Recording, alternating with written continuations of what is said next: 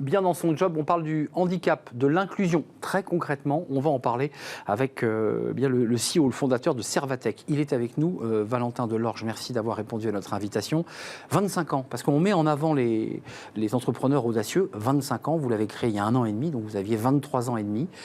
Servatech, en 2 mots, c'est quoi? C'est une entreprise qui accompagne les entreprises, les services RH à être plus vertueuses en matière d'inclusion. Exactement. On accompagne les particuliers et aussi les entreprises depuis 8 mois à avoir une politique handicap beaucoup plus inclusive avec notre accompagnement et une proposition de formation sur mesure. On va revenir sur l'entreprise, sur ce que vous proposez, à la fois la formation des personnes en situation de handicap à l'embauche, mais aussi sur site de travail, parce qu'il y a un vrai sujet. Mais d'abord, un petit mot sur votre parcours, parce que beaucoup de ceux qui s'impliquent sur ces questions de handicap sont touchés, ont été confrontés, et c'est votre cas. Ouais, alors exactement. En mars 2020, il y a eu le confinement. On a tous été impactés par cet événement national, même international. Et le télétravail est devenu la norme, tout comme l'école à distance. Et moi, j'ai ma petite sœur âgée de 14 ans qui a été confrontée finalement à être à l'école à distance, à la maison.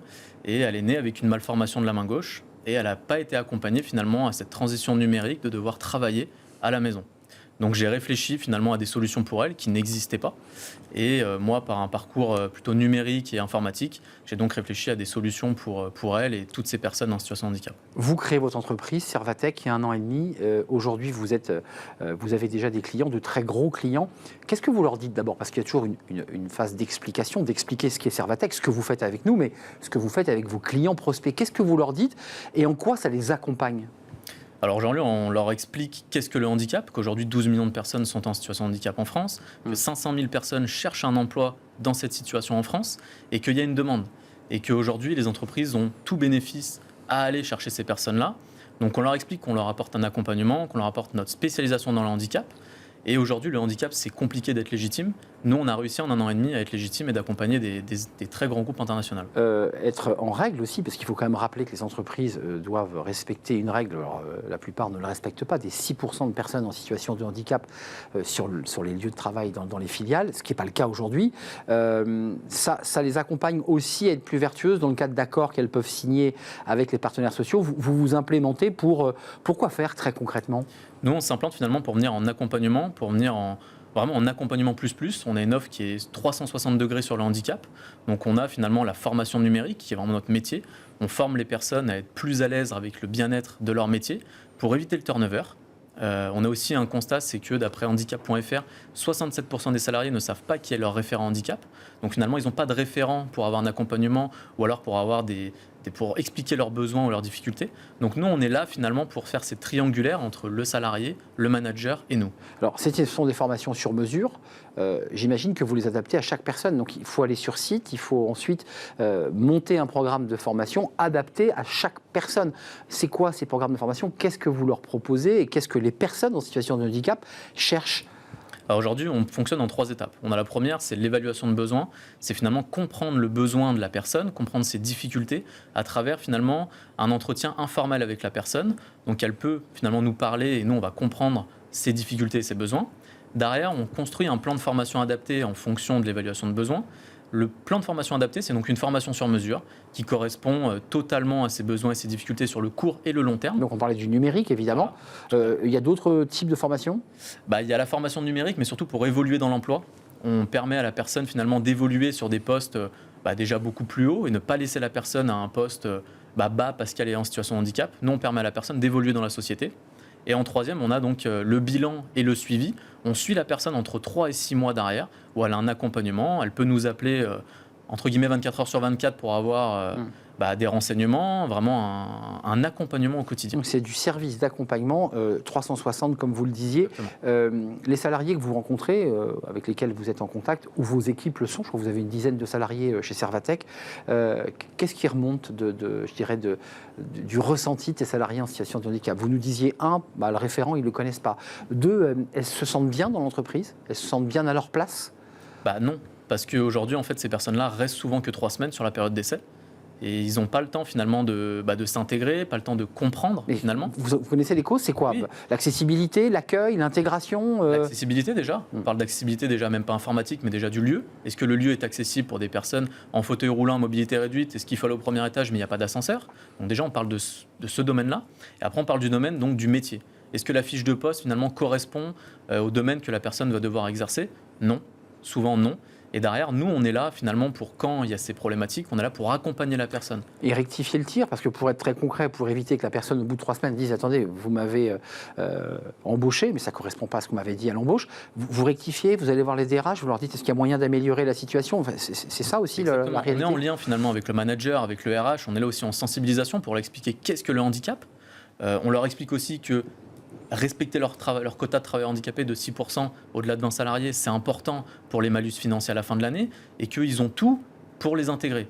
Déjà pour les équipes, d'apporter une mixité et souvent, et on le répète, d'avoir une personne en situation de handicap dans son équipe, ça apporte énormément à la cohésion de groupe. Valentin Delorge, il y a un autre sujet qui est important. Là, on parle de ceux qui sont en poste de travail, mais il y a aussi tous les salariés en situation de handicap dits invisibles.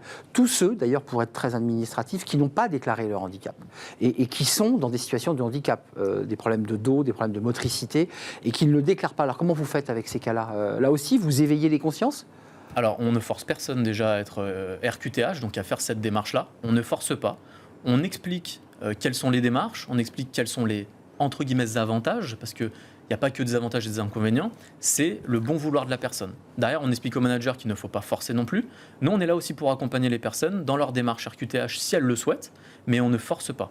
Un mot sur ceux qui vont entrer, parce que vous accompagnez ceux qui sont sur site et en poste, avec certaines angoisses, si j'ai bien compris, parce que certaines personnes se sentent pas bien à la place où elles sont. Puis il y a ceux qui poussent et qui tapent à la porte des entreprises. Est-ce que là, Servatec se dit c'est aussi un élément de développement de notre société, parce qu'on comprend que là vous êtes vraiment focus sur ceux qui sont en poste, mais il y a votre sœur, excusez-moi d'y revenir, mais dans quelques années, peut-être dans 6, 7 ans, 8 ans, elle sortira de ses études et elle cherchera un emploi. Et c'est une galère.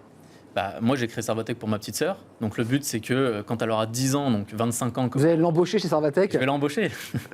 Non, le but, c'est que dans 10 ans, quand elle soit dans le monde du travail, ce sera mon âge, donc 25 ans, que déjà le monde du travail soit beaucoup plus ouvert, qu'on arrive dans une société qui soit totalement inclusive. Et la partie recrutement, ça, c'est une partie qu'on a déjà travaillé en amont. On a déjà passé des accords avec des sociétés d'intérim, des sociétés de recrutement, pour proposer aujourd'hui aux sociétés qu'on accompagne aussi le recrutement de personnes en situation de handicap, par déjà l'ouverture de postes, par la création de fiches de poste. Ça commence par là. Ça commence par là. Il faut qu'il y ait déjà un socle solide, qu'on essaie de créer par notre accompagnement.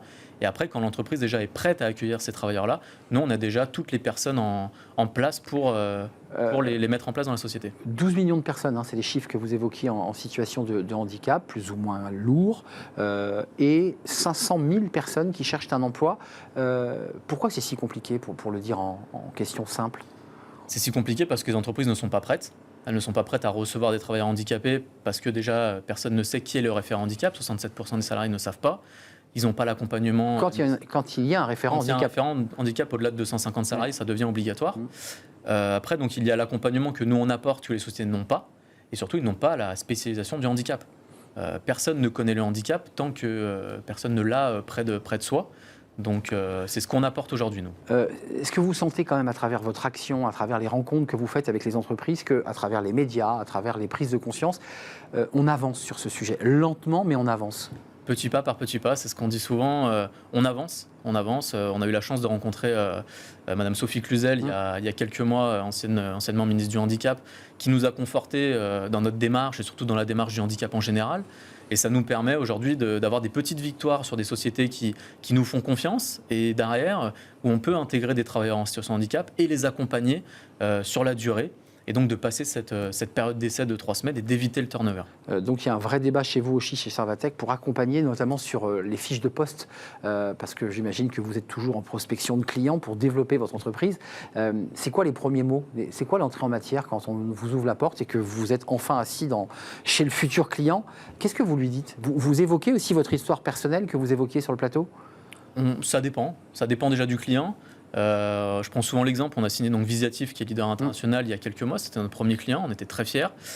La première question que j'ai posée au directeur, c'était connaissez-vous le handicap? Il m'a répondu que oui. Et déjà, on rentre dans un contexte où la personne a envie de faire avancer ce sujet-là. Donc automatiquement, on rentre dans une vision et une mission qui est commune, et on arrive à faire avancer ce sujet dans la société et grâce à nous. Et ce n'est pas qu'un débat de quotas, puisqu'on parle souvent des 6%, et l'entreprise essaie évidemment d'éviter le malus ou la somme qu'elle va devoir verser à la GFIP.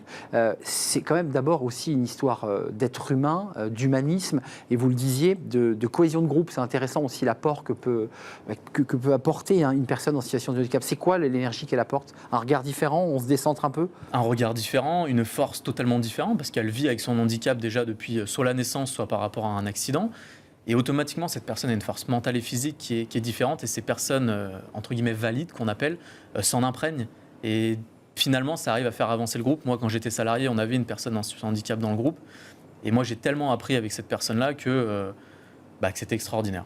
C'est une aventure humaine aussi et avant tout, avant d'être un quota, ce fameux quota que les entreprises essaient plus ou moins bien de respecter. Merci Valentin Delorge d'être venu nous rendre visite à travers votre entreprise et aussi votre histoire personnelle. Servatec, 9 collaborateurs avec cette plateforme, cette formation sur mesure pour vous aider, vous accompagner, vous les DRH évidemment, dans ce travail d'intégration, d'inclusion. Merci de nous avoir rendu visite. Tout de suite, la suite de nos programmes.